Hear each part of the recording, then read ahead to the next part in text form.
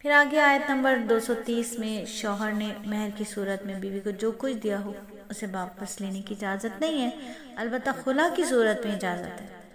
خلا یہ ہے کہ عورت اس شرط پر کہ پورا مہر یا اس کا کچھ حصہ دینے کے لیے آمادہ ہو کے اسے طلاق دے دی جائے، تو خلا کے لیے زوجین کی رضامندی ضروری ہے۔ زوجین کی رضامندی نہیں ہوگی تو خلا نہیں ہوگی، یاد رہے۔ اور جو کورٹ سے خلا کا جو آج کل طرز چلا ہے، اس کے بارے میں بھی دارالفتہ سے ضرور رابطہ کیا جائے۔ جو بھی بچیاں خدا نخواستہ کورٹ سے خلا لیتی ہیں اور کورٹ ان کو خلا دیتی ہے تو برائے مہربانی دارالفتہ جا کے ضرور پہلے پوچھیں کہ واقعی یہ طلاق اور یہ خلا ہو گئی ہے کہ نہیں ہوئی ہے، ٹھیک ہے۔ یہ بہت باریک بینی کا معاملہ ہے، طلاق کا معاملہ بہت حساس معاملہ ہے۔ اس طرح سے واٹس ایپ مفتی، فیس بک مفتی، انسٹاگرام مفتیوں پر بھروسہ نہ کیجیے گا۔ باقاعدہ کسی قریبی دارالفتہ جا کر کے طلاق کے مسائل پر بات کر کے پھر مفتیان سے بات کر کے ان کے مشورے سے طلاق اور خلا کا فیصلہ کیجیے جو بھی کرنا ہے۔ تو آگے اللہ رب العزت فرما رہے ہیں کہ پھر اگر شوہر تیسری طلاق دے دے تو متعلقہ عورت کے لیے اس وقت تک حلال نہیں ہوگی جب تک وہ کسی اور شوہر سے نکاح نہ کرے۔ ہاں اگر دوسرا شوہر بھی اسے طلاق دے دے تو دونوں پر کوئی گناہ نہیں ہوگا، پھر ایک دوسرے کے ساتھ نیا نکاح کر کے دوبارہ واپس آ جائیں، بشرطے انہیں یہ غالب گمان ہو کہ اب وہ اللہ کی حدود قائم رکھیں گے، اور جب یہ سب اللہ کی حدود ہیں جو وہ ان لوگوں کے لیے واضح کر رہا ہے جو سمجھ رکھتے ہیں۔ آگے اللہ فرماتے ہیں آیت نمبر 230 میں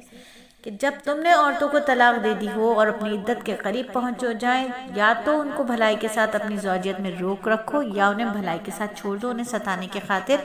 اس لیے ان روک کر نہ رکھو کہ ان پر ظلم کر سکو۔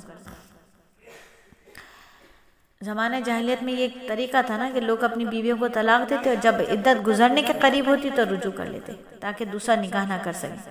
پھر ان کے حقوق ادا کرنے کے بجائے کچھ عرصے بعد پھر طلاق دیتے، عدت گزرنے سے پہلے پھر رجوع کر دیتے۔ اس طرح وہ غریب جو تھی بیچاری بیچ میں لٹکتی رہتی، نہ کسی اور سے نکاح کر سکتی نہ شوہر سے اپنے حقوق حاصل کر سکتی۔ تو یہ آیت اس ظالمانہ طریقے کو حرام قرار دے رہی ہے۔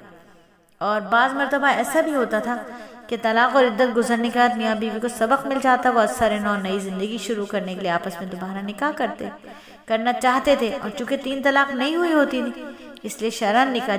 جائز بھی تھا، عورت بھی اس پر راضی ہوتی تھی، لیکن عورت کے میکے والے خود ساختہ غیرت کی بنا پر اپنے پہلے شوہر سے نکاح کرنے سے اسے روکتے تھے۔ یہ آیت اس غلط رسم کو ناجائز قرار دے رہی ہے، یعنی آیت نمبر 231۔ اللہ فرما رہے ہیں اور جو شخص ایسا کرے گا وہ خود اپنی جان پر ظلم کرے گا۔ اللہ کی آیتوں کو مذاق مت بناؤ، اللہ نے تم پر جو انعام فرمایا ہے اسے تم پر جو کتاب اور حکمت کی باتیں تمہیں نصیحت کرنے کے لیے نازل کی گئی ہیں انہیں یاد رکھو اور اللہ سے ڈرتے رہو، اور جان رکھو کہ اللہ ہر چیز کو خوب جانتا ہے۔ اور جب تم نے عورتوں کو طلاق دے دی اور وہ اپنی عدت کو پہنچ جائیں تو اے میکے والو انہیں اس بات سے منع نہ کرو کہ وہ اپنے پہلے شوہر سے دوبارہ نکاح کریں، بشرطے وہ بھلائی کے ساتھ ایک دوسرے سے راضی ہو گئے ہوں۔ پھر آگے اللہ فرماتے ہیں ان باتوں کی نصیحت تم میں سے ان لوگوں کو کی جا رہی ہے جو اللہ و یوم آخرت پر ایمان رکھتے ہیں، یہی تمہارے لیے زیادہ ستھرا اور پاکیزہ طریقہ اللہ جانتا ہے اور تم نہیں جانتے۔ یعنی اگر طلاق یافتہ عورت کسی دوسرے مرد سے نکاح کر لے، کسی وجہ سے اس کے ساتھ بھی نباہ نہ ہو سکے، اس سے طلاق لینے کے بعد پہلے شوہر سے نکاح کر سکتی ہے، اسے حلالہ کہا جاتا ہے۔ تو آج کل یاد رکھیے کہ حلالے کے نام پر جو ڈرامہ کیا جا رہا ہے نا، اس کے کرنے اور کرانے والے دونوں پر حدیث میں لعنت دی گئی ہے۔ تو طلاق کے بعد محض اذیت سے دوچار کرنے کے لیے رجوع کرنا جائز نہیں ہے۔ آگے پھر دودھ پلانے کے احکامات جاری کیے، جو بچوں کو دودھ پلایا جاتا ہے